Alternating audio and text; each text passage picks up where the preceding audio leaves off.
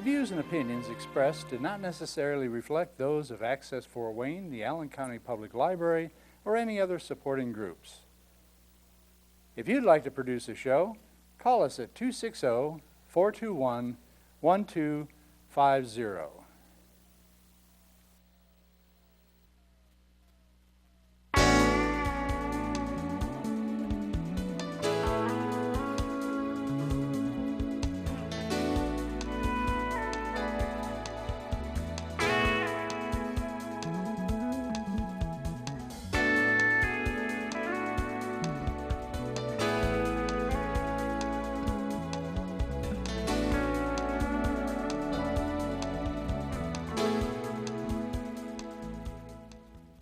Hi, I'm Dr. Rudy Cashman, neurosurgeon in Fort Wayne, Indiana, for 42 years, but I'm only 39 years old.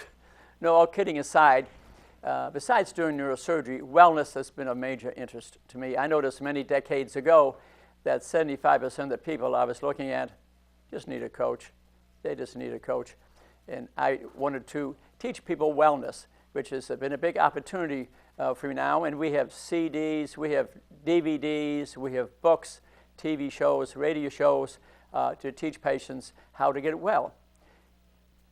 Why this show tonight about doctor's second opinion?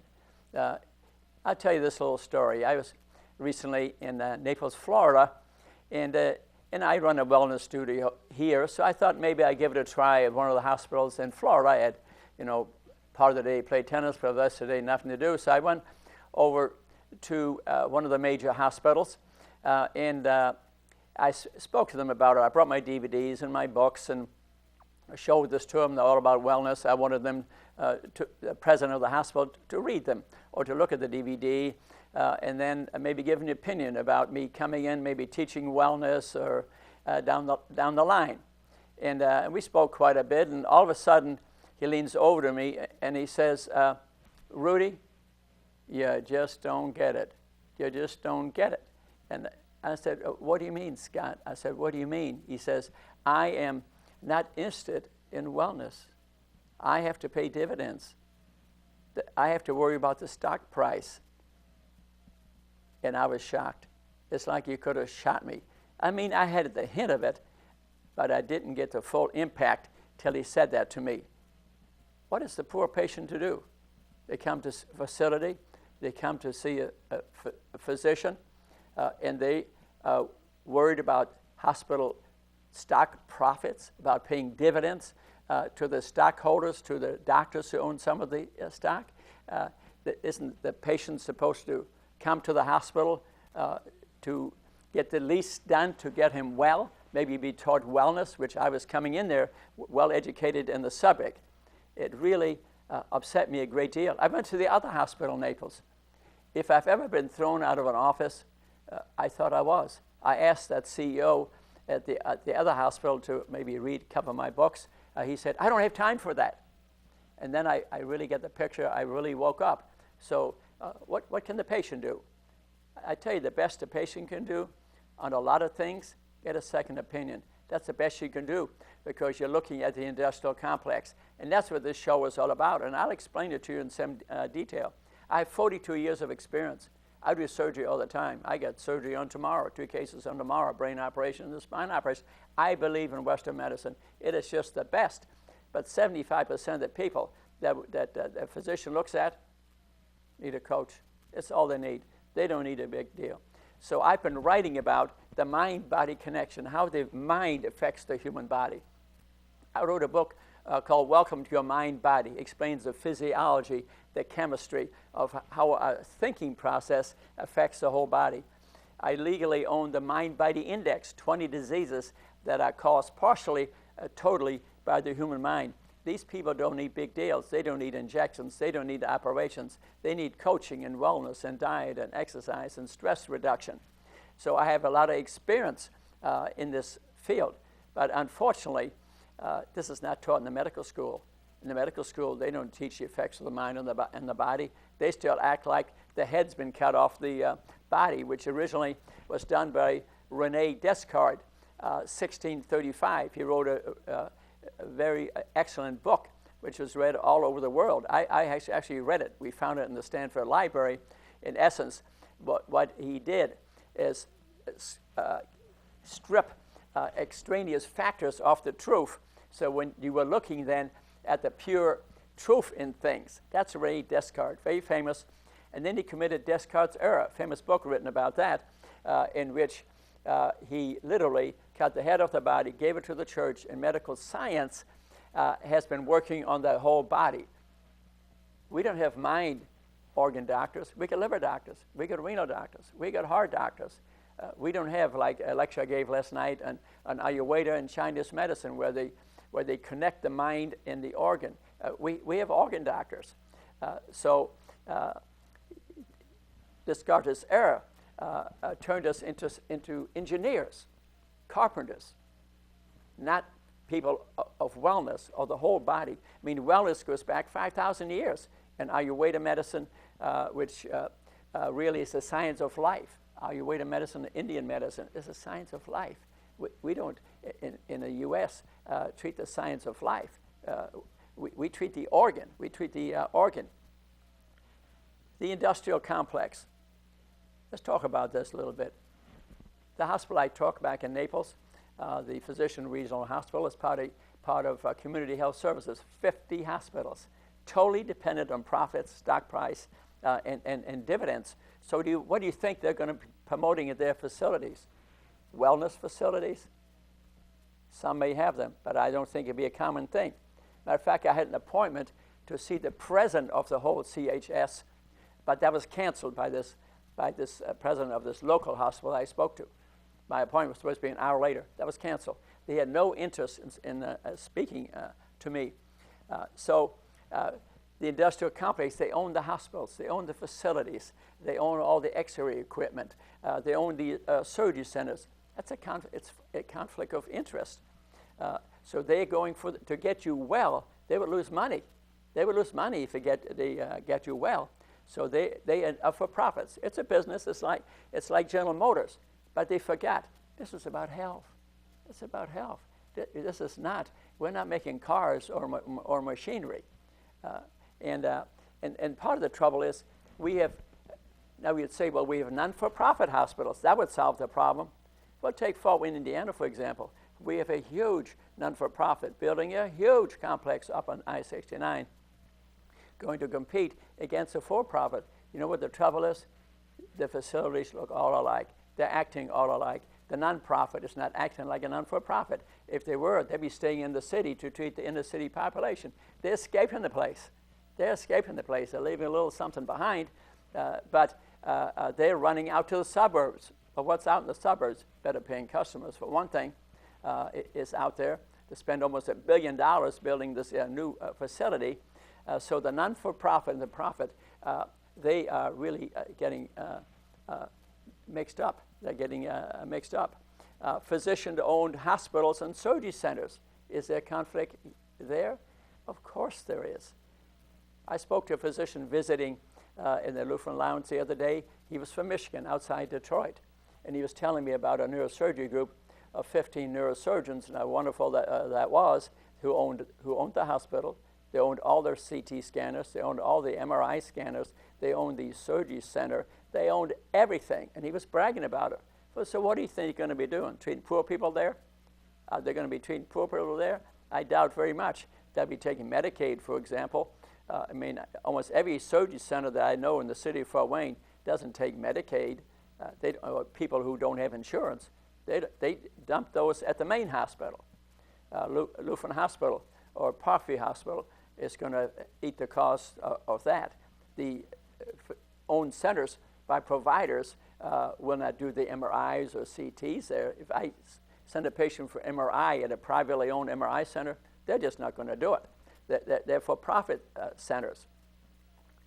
Physician-owned hospitals and surgery centers, like a Michigan, where they own the hospital. I know a place in Iowa where all the neurosurgeons left the public hospital. So the public hospital went broke because they had tremendous loss of business. But what happened at the physician-owned hospital, neurosurgery hospital, they tripled the rate of spinal surgery in that town in a matter of a year. The main owners of this physician-owned facility had about a half a dozen Learjets between them. Are you getting the idea?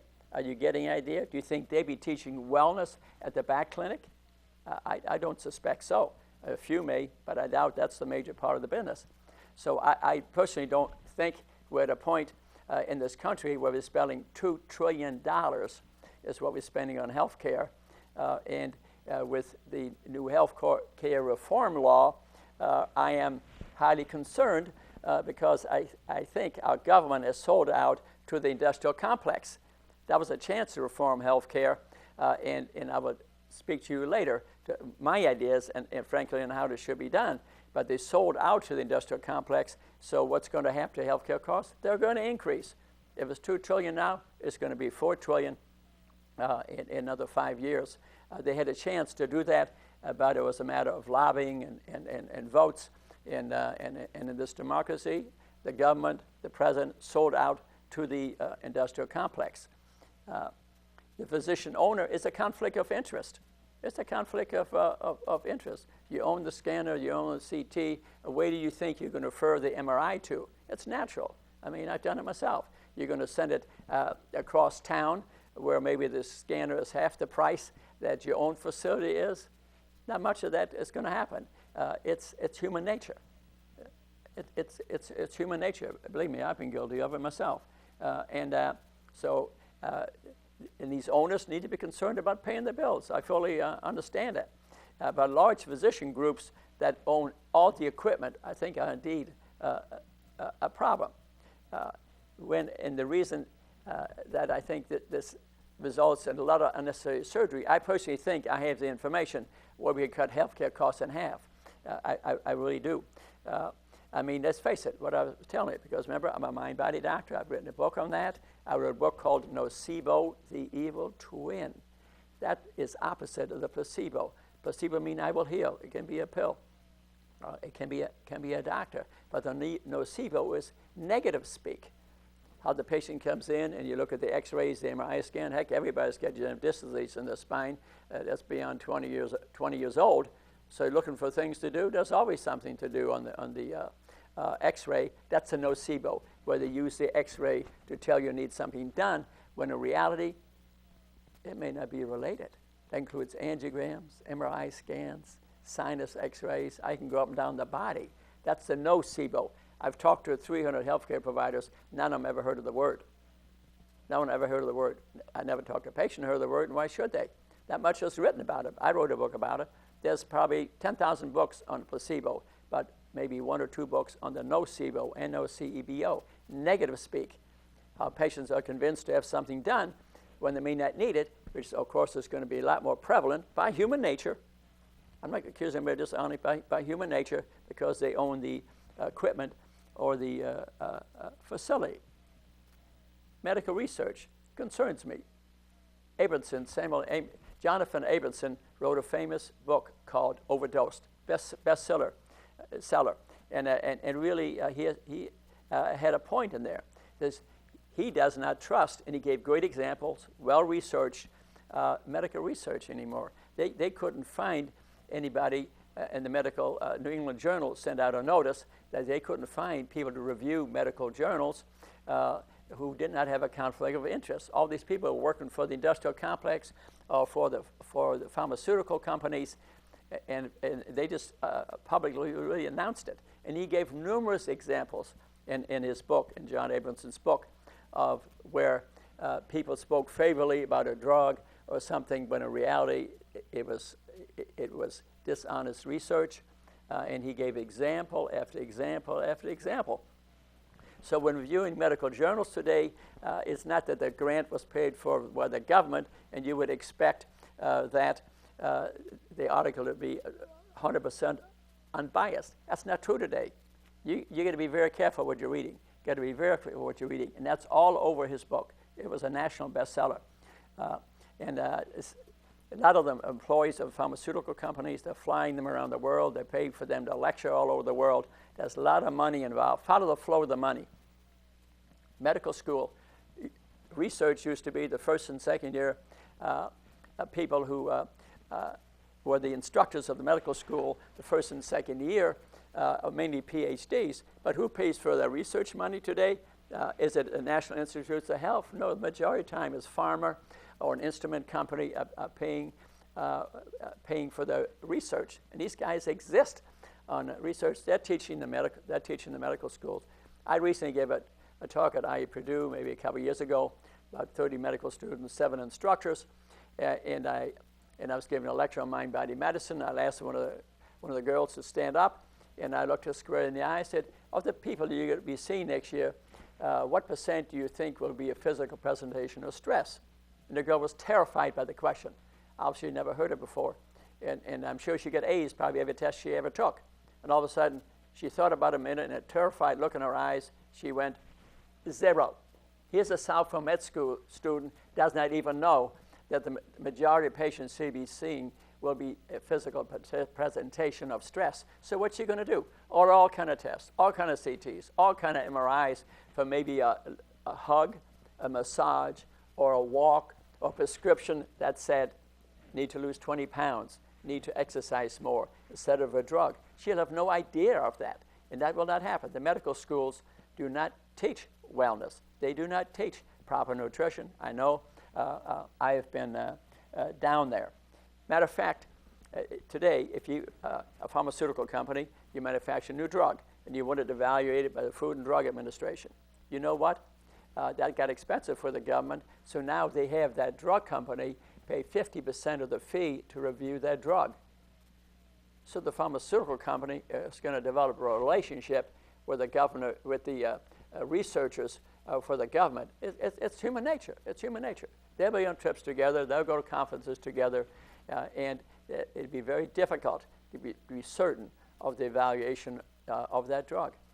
A lot of the new instruments, new technology that comes out today, the government will study it. They will study that the material that's put in the body is inert and doesn't cause any cancer or any reaction. They'll study that. But they will not study the indication for that. So what are you seeing today? A lot of technology hits the hospitals that has not had scientific proof that it works.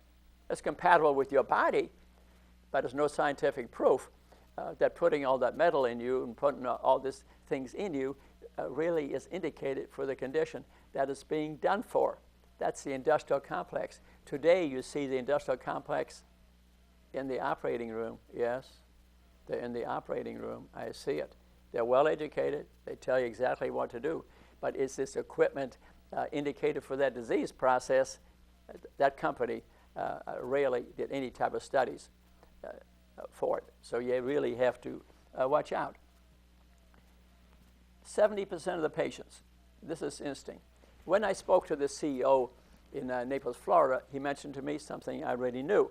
70% of the people do not wish to participate in their health care. Do you believe that? It's in the medical literature. It's all over the darn place. But I told the CEO, that's not the 70% that meets me, because I'm going to persist. I'll see them back.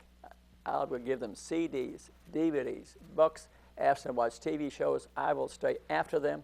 And believe me, about every third day, somebody walks up to me and said they were healed by wellness from type 2 diabetes, from angina. Yesterday, I had somebody with severe scoliosis, a thin individual, elderly, and I put her in the Mind Body Institute. I got a personal trainer.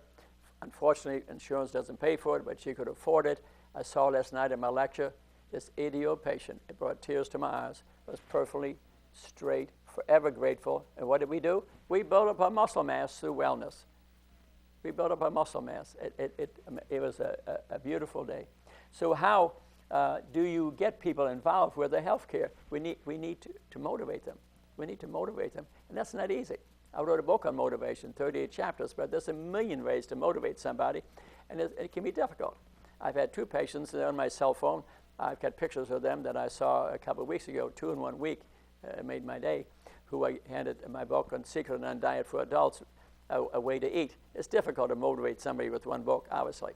But you can bring them back in a month and speak to them some more and let the patient figure out that you love them, you care about them. I constantly touch the patient. I many times tell them I love them and really care about them. And once they figure that out, many people can indeed be motivated. Information is motivational. You have to educate the patient.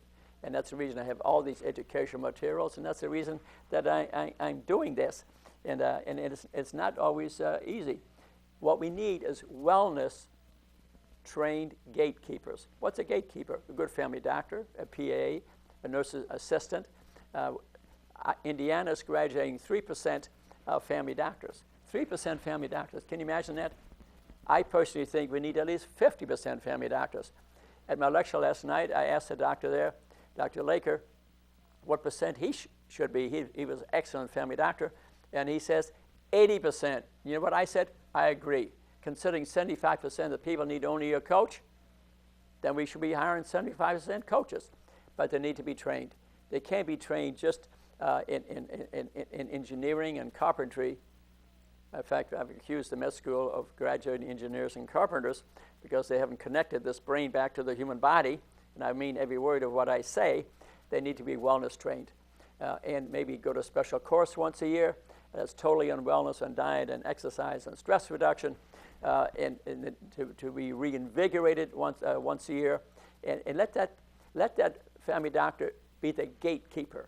In other words, he's somebody you can go back to and ask him, do I need that angioplasty? Do I need that back surgery?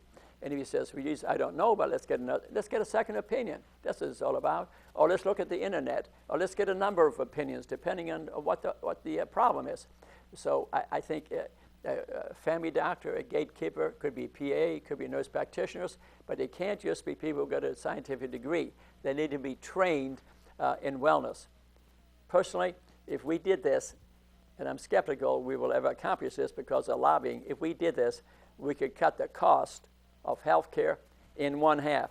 And the beauty is, then we wouldn't need to talk about stopping treatment at age 90 or 100 or 80, or don't do heart transplants or dialysis at a certain age, which is going to hit us sooner or later. It won't do that if we teach wellness and get people well without a lot of stuff who don't need it, and treat just the people who do need it. We indeed have enough money for that. So besides educating the wellness doctor, the gatekeeper, we also need to educate the patient. We need to teach wellness in the schools. Yes, it needs to be taught. The way to eat should start in kindergarten. By the time they graduate, we need to give the pupil a wellness grade, a health grade, just like a grade for anything else. It's going to decide when they're going to die. It's going to decide how they're going to enjoy life. It needs to be a major part of the school system. We need to educate the patient themselves, especially from what I see is coming down the line. I ate a couple of restaurants this weekend, and I happened to go to one in Wausau, Indiana, and Noah, and I didn't have a reservation, so I sat exactly where they bring all the food out from the kitchen. I saw exactly where everybody walked in the restaurant, and I looked at them, and these were educated people. What I saw was frightening. I'd say 75% of the people I was looking at, seriously overweight. So the same thing at a breakfast place at Lake Webster, where I went the next day. Same darn thing. But we knew that. We know that in statistics. And it's sad. And America needs to wake up and stop eating the mad, sad, toxic American diet. And it needs to become a national issue. We can't afford to treat the complications and diseases of this. And we'll review some of them shortly, and I'll teach you really more about it. I am concerned that we're graduating engineers and carpenters and not wellness healthcare providers. The quick fix, I mean, there's a point to that. There's no question. Patients come in, they want the quick fix. I end up teaching them wellness, which many appreciate highly. They're very thankful. They give me a hug. What they do after that, you don't know. Many of them don't go to walk down. I might give them plenty of distance so they can change their mind. Go to the Wellness Institute and read my books and CDs and DVDs. No question that a significant number do that. But about every 3 months, I get a fairly nasty letter from a patient and then I compare my consult with the letter, and they don't really connect. It's obvious that that person, I did not reach them, or they just revolted against the possibility that they have to do something. They wanted the quick fix. They wanted me to put rods and screws in their back, or give them some medication or prescription right away. My prescription might have said exercise, weight loss, and not narcotics. I see many patients seeking narcotics. It's very prevalent in the community. We'll talk about more of that a little later too. And they'll write it up. I wish I would save those letters and make a book out of them, because these people wanted a quick fix. I was not willing to give them the quick fix. Matter of fact, yesterday I saw a patient, 4 pages of MRI report on the neck and thoracic spine. Everything was a process of aging. He came to see me with a numb 4th and 5th finger. No big deal. It took me 15 minutes to tell this very nice elderly gentleman that he did not need an operation, he did not need an injection, and that the 4-page report that he was holding, that was nocebo-ing. Remember we talked about that? Placebo, nocebo, negative talk? That this meant nothing. He couldn't believe it. That means nothing. They sent me here because of that. And I said, this is normal for your age, sir. And he was disappointed. I don't know if I get a letter or not. But that's not the point. I mean, the point is that over-treatment upsets people. He was upset because of the MRI report. He was nocebo. He didn't need that. I spent a lot of time with him trying to make him realize that he was basically a healthy guy. I taught him some exercise and things like that. So when people are looking for a quick fix, they're easy prey for the proceduralist. You meet a proceduralist who's interested in sticking a needle in your back, looking for big-time surgery. These people are easy prey. I mean, they're easy prey. And you can convince them like that. You can convince them like that. Wellness takes work. They want a quick fix, and I'm giving them work. That's not always appreciated. But if we all work together, we can get the patient well. But we have to educate people. But then again, a lot of healthcare providers don't have all that stuff available. I get available. I get a Mind Body Institute available, all kind of wellness instructors and everything from Qigong to Tai Chi to weight classes, you name it in there. And I got it. I got CDs, DVDs. Now I got audio books. I finished dictating all my books. Like the diet book, I just finished The Secret of Non-Diet. 6 hours of dictation you play in your car. So, I mean, that's the best you can do, educate the patient. And important to see them back. But society is in a hurry. We want the quick fix. We're in a hurry. And the public is uneducated about wellness. There's no question about it. We're not teaching it in the schools.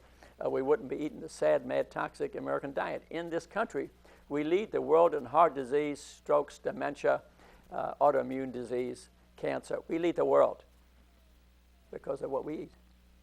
We're eating the wrong food. We're eating the wrong food. And I would explain to you the placebo, nocebo. I think you're getting the idea, the negative talk. And you need to believe is what the placebo is. I will harm is a nocebo. And part of the problem is overread diagnostic tests.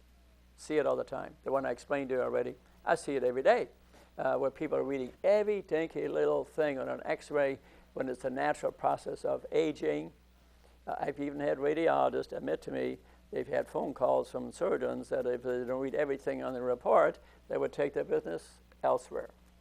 I'm telling you the truth. I have seen it, and it's sad. It's sad.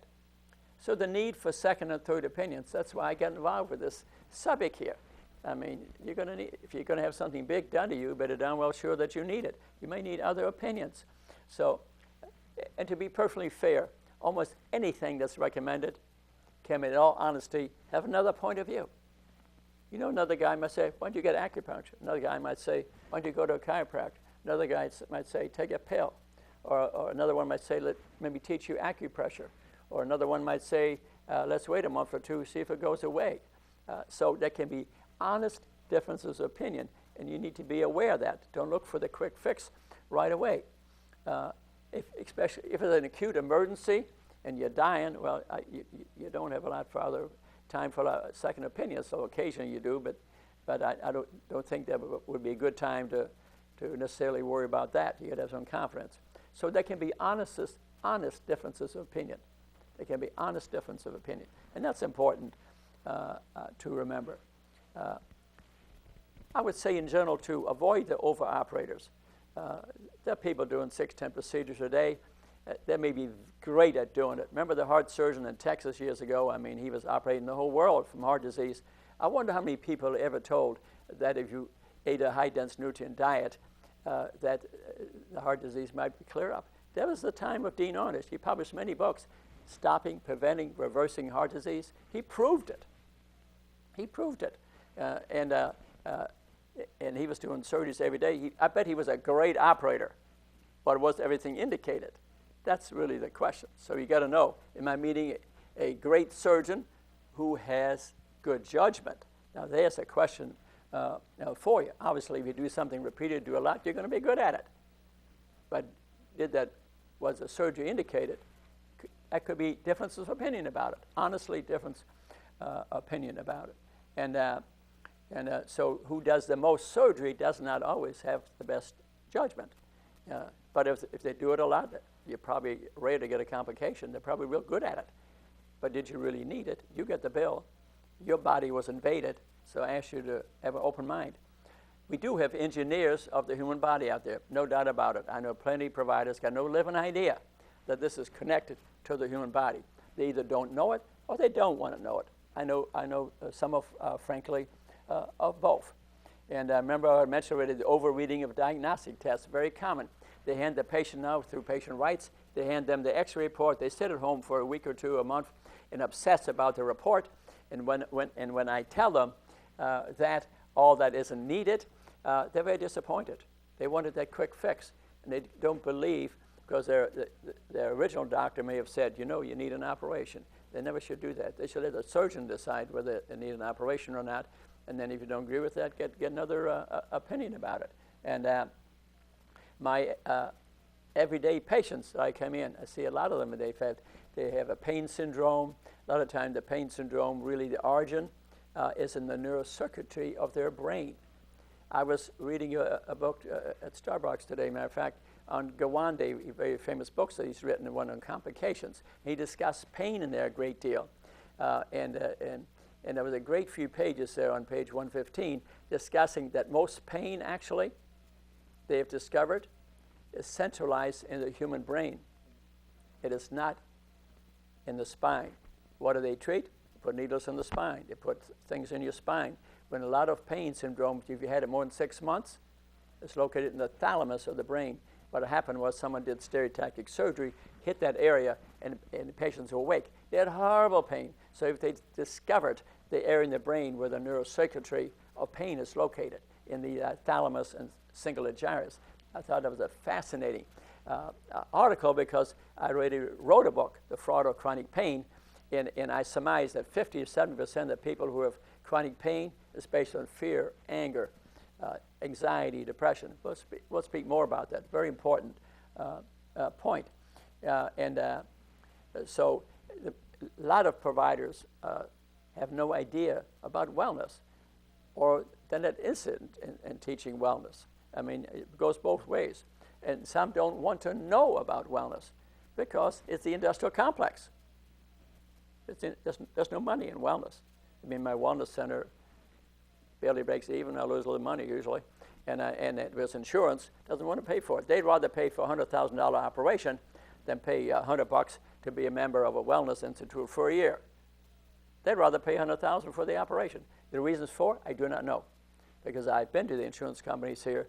They don't call back. They have no interest in second opinions on some of these things. I have no idea the reason. And watch out for groups that own all of their own equipment. I already mentioned that. Watch out for that. And I don't suspect a lot of wellness will be going on there. Who do you trust? Who do you trust? And that's not easy. It can be hard to tell. It can be hard to tell. And one question you might ask, is the doctor paid a salary? That could be interesting. He owns none of the equipment, and he's on a salary. That'd be kind of interesting. He has no secondary gain except to get you well. That's interesting. I don't think we will ever have that, but I think I do kind of wonder. I wish General Motors would go to one of the hospitals here and you say, hey, here's 20 million bucks, you get 10,000 employees, you do with it what you want. You know where we'll be happy? That'd be sending the people for wellness education, because procedures no longer pay. They just eat up the money of the hospital. They're eating up their own money that way. The number of procedures, you know what happened? Go down. That to me would be an effective way to do it. But I think it's eventually actually going to happen, because we're going to run out of money in healthcare. And we need to have 50% or so providers as gatekeepers. Remember, Dr. Laker said 80%. I think if 80% is probably correct. Specially trained providers in wellness, I think would be good. And shouldn't own any equipment. They should have no stock in the facility, and there should be an HMO concept. It'll have problems too. The doctors may lay back, or the providers might lay back and not schedule you as often as you might like. I mean, that could happen. Everything is going to have a little bit of a problem, but we're thinking about saving money in healthcare so we can provide for the things that are really needed. That heart surgery, back surgery, brain surgery that's really needed, we're going to need to cut somewhere. And if we had a wellness orientation, I think the money would arrive. And remember, only 3% of IU med students graduate as family doctors. I mean, it's pathetic. I have to criticize the med school, and they say, well, you know, so they didn't choose that. Well, I only accept people, accept 50% of the students who sign a contract, 10 years, they're going to be a family doctor. This sort of thing. They don't need to be geniuses. We need loving doctors who know how to teach wellness. We don't need geniuses as physicians. I don't consider myself a genius. I mean, neurosurgery is my specialty, but wellness is my passion. Pick passionate people. But medical schools have very little knowledge. I've been down there with my books and DVDs. They have no interest. We have no time, is what they will tell you. And I've been at a lot of the medical schools. I think it's a hopeless situation. They're not going to teach us. And what to do depends on the amount of time you have. You know, we're talking about second opinions. It really depends on the amount of time that you have. What's your goal? What's your end point? Things you ought to consider. I want to live to be 100. What age am I? What are my goals? Do I really need this procedure? Is there another way? Ask the provider who wants to operate or do a procedure, if I lost weight and exercised regularly, could I avoid this procedure? Now, if they don't know wellness, they may fail on that one. But ask somebody else. Get another opinion about it. And use the internet for knowledge. There's a lot of information on the internet. But I warn you about one thing. 80% of the medical information on the internet is related to some advertisement. So you got to be very careful what you're watching. But there are internet true second opinion sites. You pay them like $350, $400, $500. Insurance will cover it sometimes, actually. And you get an opinion from someone who doesn't know you, who will never know you. They saw all your x-rays. Your information is all downloaded. Actually, there are sites available, and I know them, that you can download all your medical information for a lifetime. Keep it there forever. Every time you get something, reload it down. And it's a beautiful thing. You go visit any doctor's office, say, look at my website, and print it off, and you will know me. You carry that information around with you. And that website specifically that I'm thinking about has also on it, you hit this button, you get a second opinion for $400. From an independent person that may be another state, doesn't know you, will never know you, and will say, you need this angioplasty, you need this back operation, you don't need it, or I don't know for sure. You can even call them up, and I think that's a wonderful thing. I've made some contact with them. I plan to do some of that myself if I can. I think that's a wonderful thing. And the next thing you might ask is, does the provider have any knowledge of wellness? Is he a surgeon that does 10 operations a day and wellness doesn't cross his mind? Well, something to think about. Is that doctor himself a well doctor? You know, he's treating me for an illness. Is he well? To get some idea, does he practice really what I should be doing? I think that should be asked. But there can be a different opinion about it. Just like anything I say could be the second. You might need another opinion. But use friends, spiritual leaders, families, advisors too. But a friend or a neighbor may recommend somebody that misinterpreted it and really is not good information. But you're gathering information. So does this provider have a generally good reputation in the community? I think that That's very helpful. But then again, is he an overdoer, an over-provider or not? So you need quite a bit of information to get in that. How will this affect my sick leave? Do I need to take 2 or 3 months off? Or can I get back to work quickly? That's important today. You could lose your job. And a job's important to me and to you. And we don't want you to lose your job, so you have to consider that. Is this one of Dr. Rudy's top illnesses to get a second opinion? And we're going to discuss about 10 illnesses, which I highly recommend you do get a second opinion or get as much information as you can, because there's some illnesses where I think that's sort of more important. So why get a second opinion? So they have to look at it. How serious is this condition? Is this life-threatening? If it's life-threatening, maybe a second opinion might be, important. Should I be getting independent verification about the information I've heard? That's a question.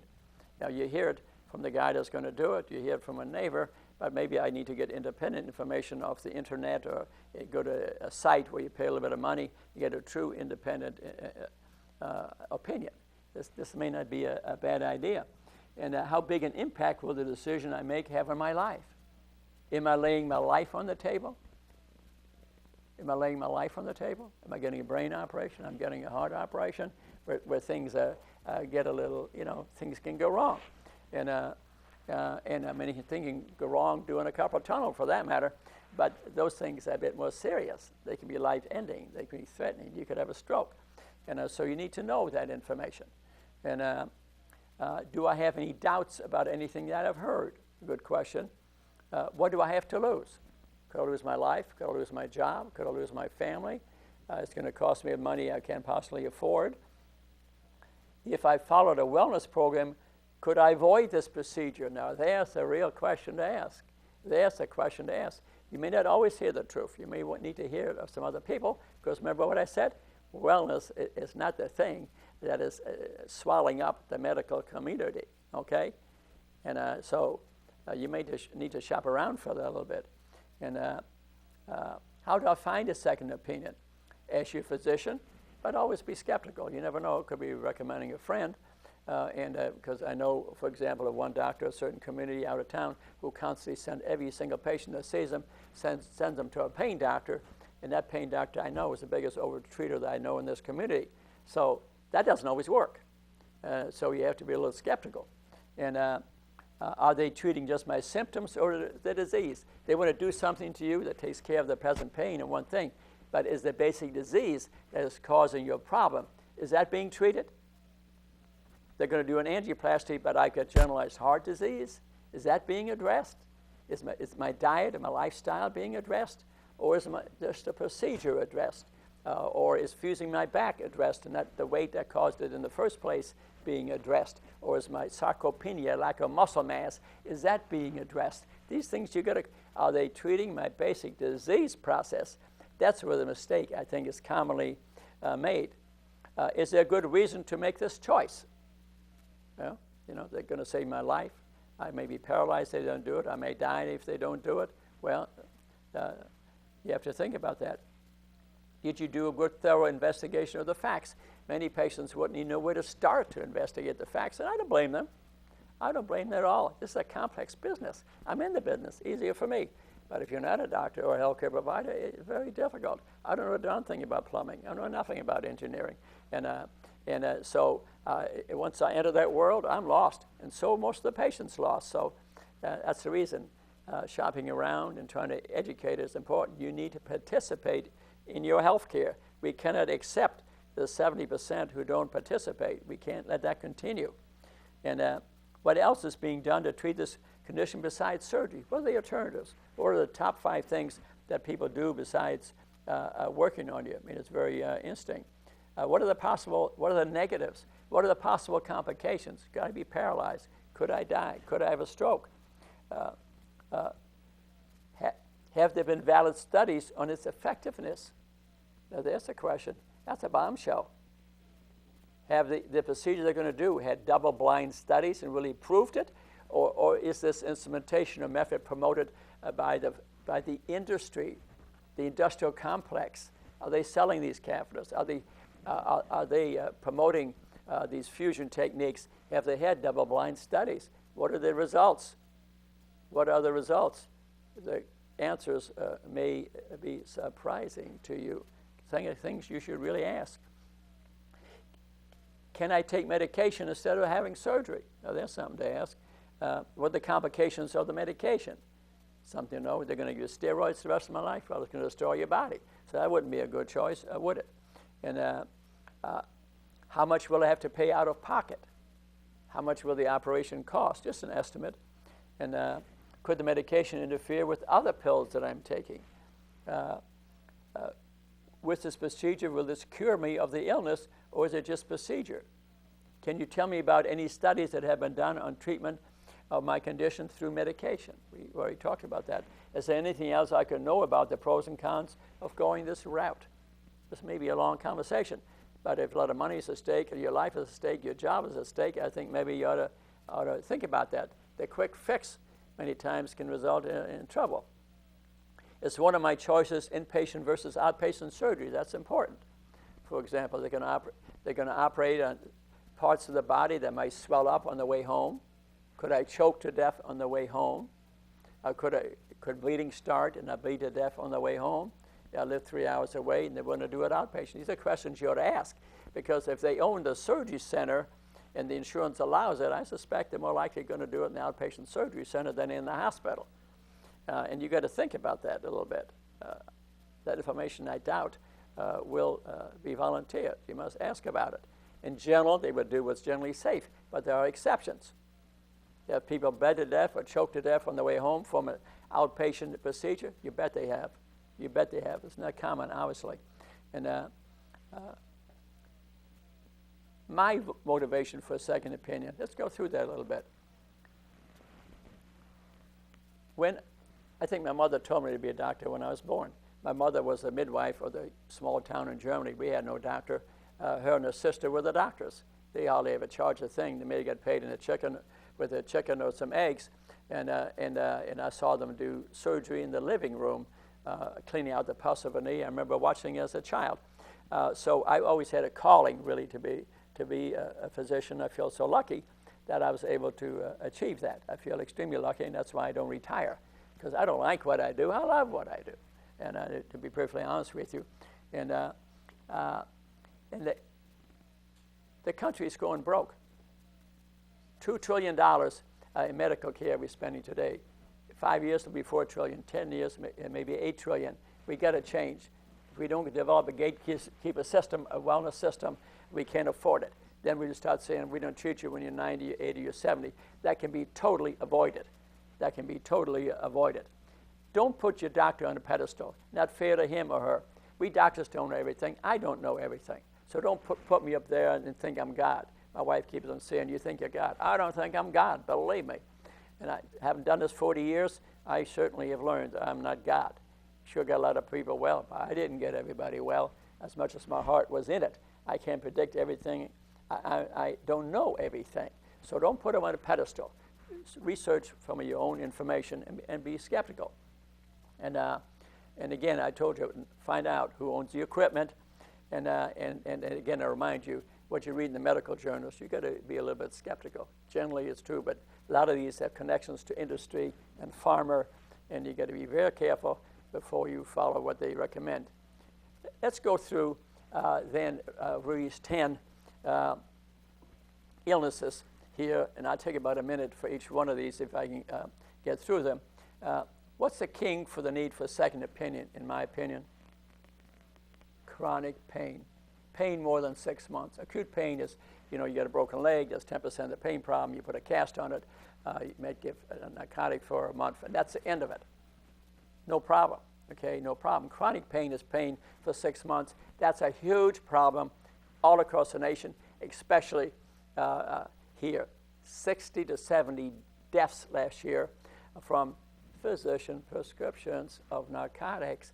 It's not the guys from Colombia and Mexico that are killing our people at this rate. It's physician prescriptions. It's all over the nation. It's much worse in Florida, much worse in Florida. So this is worth a second opinion. I went to PHP and asked them if I could give some second opinions on chronic pain patients. You know why I did that? Because a lot of these patients that are addicted to narcotics is done at pain centers. And I told PHP, why don't you get another opinion? I'll give you an honest opinion if the patient needs that or not. And I've never heard back from them. They're not instant. I could save them lots of money. I could save lives. I could save lives because these narcotics are killing people. I have a friend of mine whose daughter was killed by a prescription from a pain center from a narcotic. Yeah, I'm not going to name him, but lost a daughter over it. And this is not uncommon. It's not uncommon to have somebody tell me, well, they never woke up because they're on methadone. The psychiatrist at Lutheran Hospital is more upset about this than I am.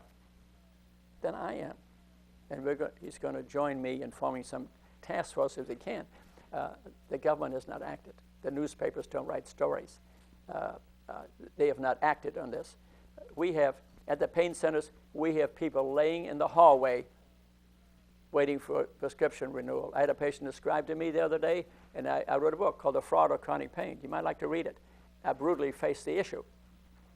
I have testimonials from nurses that work in emergency rooms where they constantly get a refill. There's some shifts at one of the hospitals where every patient comes there, he says, where's your pain? I have a 10, and they give them whatever they want. Whatever they want. That's ridiculous. They should say, where do you hurt? Pain is not a diagnosis. It's where do you hurt? The rest of the pain, people, I call it metabolic pain. It's pain based on anger, fear, stress, anxiety. It's real. It's real to the patient. They have reasons. Bad things occur in their life, but should not be treated by narcotic. Should be treated with wellness. But that's what's created the addicted people. High rate of addiction and chronic pain. And the reason being is that the pain is being treated peripherally. Injections, procedures, putting stimulators right on the spinal cord, when the problem actually is in the brain, the centralized theory of brain. If you have cancer, for Pete's sake, and they want to put morphine into your spine, do intrathecal morphine, have it done. It's a wonderful thing. But if you have metabolic pain, we don't know why you hurt, I suggest you not have a pain procedure done because it's not going to cure it, because the problem is in the brain. The trouble is the entrance to the narcotics at the pain center. What's the key? What unlocks the key? I tell you what unlocks the key. You allow them to do an epidural block. Now they've made their $2,000 or $3,000. They do 2 or 3 of those. Your pain is still not better. Now you get the narcotic, and you're a guaranteed customer. What a business! And as soon as you run out, you got to come back for a prescription. Just this time it doesn't. But nobody does anything. I have to criticize the head of the medical society. She needs to get over there and do something about it, because the public can't do nothing about it. I've tried my best. I write about it. I'm on TV about it. But that's as good as I can do. So I've told you, acute pain, chronic pain, metabolic pain. The chronic pain can be neuropathic. Where there's nerve damage, they can get narcotics for a time. But let me tell you a rule of pharmacy. Narcotics only work on 30% of the people, 30% of the time. What are we talking about? Nothing. So we shouldn't be using narcotics. And why? Because sensitization of the brain, that is the problem. That's why it shouldn't be used. And we need to stop. This is a Joint Commission thing. They come in the hospital, and by law, we have to ask, what's the level of your pain? We should be handing them a yellow pad and a pencil and say, what's going on in your life? Of course, if you broke your leg, they should be asking, what's the level of your pain? But the rest of the time, you're better off giving them a yellow pad and a pencil and say, what's going on in your life? Have them write the story. You'll find out a lot more. This 0 to 10 rating is a real problem. Pain centers, I've talked about them enough already, I think. What do my patients call them? Cash cows that addict people. For my patients, I hear it all the time. 50 to 100 injections a day. I know a pain center does that. 4 or 5 offices. And injections are the key to narcotics. They use the nocebo. They use the overreading of studies and x-rays, tell you, you need this, you believe it, and it's done. And spinal implants, certainly for neuropathic pain, you had broke, chopped off, or the shark bit your leg off or something, and a true nerve damage, to have a stimulator put in, fine. But to do it for metabolic pain, psychiatric pain, pain is real, but based on the neurochemistry and neurocircuits of your cingulate and gyrus and the thalamus, should not have a peripheral procedure done, because the problem isn't here. It's there. It's there. And, but there's certainly some things that it works.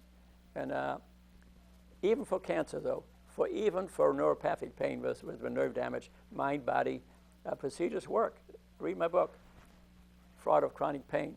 Let's go on to another thing, another illness I think you ought to get a second opinion. If you got type 2 diabetes, I never met a patient who knew that's a curable disease. I failed to understand it. I never met a patient with type 2 diabetes, which is generally to being overweight, what insulin resistance means, which is the cause of disease. Again, beyond my comprehension. Never, no exception. So I've written a book about it, Reversing Type 2 Diabetes. You can get rid of the disease in 60 days if you get your body mass index down to normal. Franklin House thinks he can do it in 30 days, published a famous book. He has a website, diabetesmiracles.com. I think that's a very important thing to know. So get a second opinion. The doctor says your blood sugar is fine, here's your medication. Say, I want a second opinion. If he's not teaching you wellness, you need to get into the wellness business. Maybe look at my Mind Body Institute and the books and DVDs. I now have it on audio books, 7 hours of dictation that I did, that you could listen to it in your car. And it has horrific complications: amputations, blindness, renal disease, sudden heart attack, sudden death. Prediabetes is the golden opportunity. The blood sugar is normal, but your serum insulin is elevated, and the serum insulin is causing inflammation of your arteries, increased cancer rate, increased breast cancer rate, increased rate of all cancers because of inflammation. Fat is a gland. It has 20 nasty chemicals that destroy your body. So do something about your type 2 diabetes. What about heart disease? Dean Ornish published many books. Heart disease is stoppable, preventable, and reversible. Many years ago, great books to read, DVDs, CDs. I know him personally, and very effective. Heart disease, vascular disease is a diet disease 90% of the time. So to headed you, unless it's acute, with procedures is a mistake. They should be handing you CDs, DVDs, books, encourage you to go lectures, get counseling, to eat a nutrient-dense diet. That is the answer. Nutrient-dense way of eating. Dr. Joel Furman's published it. Pritikin published it. Esseltine published it. Joel Furman, Pritikin, Franklin House, Dr. Bernard, myself. We've all have written books on that. Very important. Spinal surgery, probably the last one that we'll have time for. I say a significant amount of time. Get a second opinion because degenerative disc disease, they tend to fuse it. I think it's worth a second opinion. And you have to be careful. They don't know SIBO you with multiple X-ray reports, when in reality that's getting very little to do with your problem. Spinal surgery can be fantastic. I've done it for years, but I see a lot of it, but I wouldn't have fused the spine, but I wouldn't have operated the spine, because you can end up being a disability, a chronic pain patient, and I think it's across the nation, it's a national scandal. It's a national scandal. And we could be a lot more conservative. We could tell people to exercise and build up their muscles, like a lady I saw at one of my lectures last night who had a curvature, and I got a personal trainer to train her because she could afford it. I saw her perfectly straight, beautifully dressed, 80 years old. I couldn't believe it. And with that, in summary, you can call me Dr. Cashman. You could call me Dr. Wellness. You can also now call me Dr. Second Opinion, because it's important for you to participate in your health care. You must gather information. I'm trying to pass it out to you. It's readily available at the Mind Body Institute, Lutheran Hospital. You can go on Amazon Books, Cashman, full of information for you. And I'd like to thank you for listening to me tonight. And the biggest thing I really got to say, I think I have a hold of, where we could save a great deal of money, make you a lot healthier, reduce the complication rate tremendously. And thank you very much for listening. And I love you all. Namaste. Thank you very much.